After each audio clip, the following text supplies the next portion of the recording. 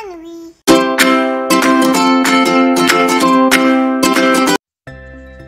Welcome to గానవి vibes.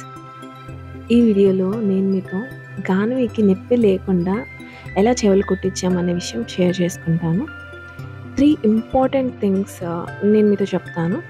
Let's get started. కరెక్ట్గా 1 అవర్కి year పర్సన్కి ముందు 1 అవర్కి ముందు పిలాక్స్ అనే క్రీమ్ అప్లై చేశాను.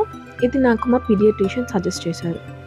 బాగా బల్క్ అమౌంట్లో తీసుకొని నేను వీడియోలో చూపించాను నేను ఎలా అప్లై చేశానని. అలా బాగా అప్లై చేయాలి. అండ్ సెకండ్ ఇంపార్టెంట్ థింగ్, ఇది ఎవ్వరు చెప్పరు, కరెక్ట్గా చెవులు కుట్టే ముందు ఒక క్లీన్ క్లాత్ ఆర్ టిష్యూ తీసుకొని శానిటైజర్ ఆర్ స్పిరిట్తో క్లీన్గా 2 చెవులు క్లీన్ చేయాలి.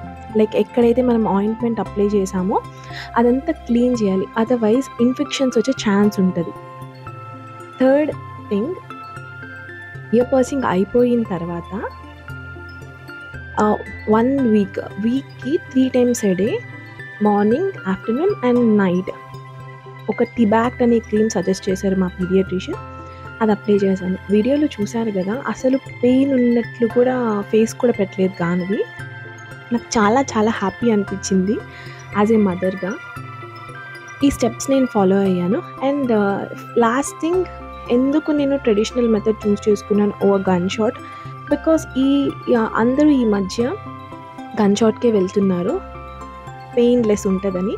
బట్ మా పీడియాట్రిషియన్ అండ్ మా బ్యూటీషియన్ ఇద్దరు ట్రెడిషనల్ మెథడే సజెస్ట్ చేశారు. బికాజ్ గన్ షాట్లో నీడిల్ సైజ్ పెద్దది ఉంటుంది, హీలింగ్ టైం ఎక్కువ పడుతుంది.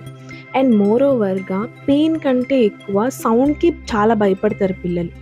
So I chose traditional method. Hope this helps someone. Thanks for watching.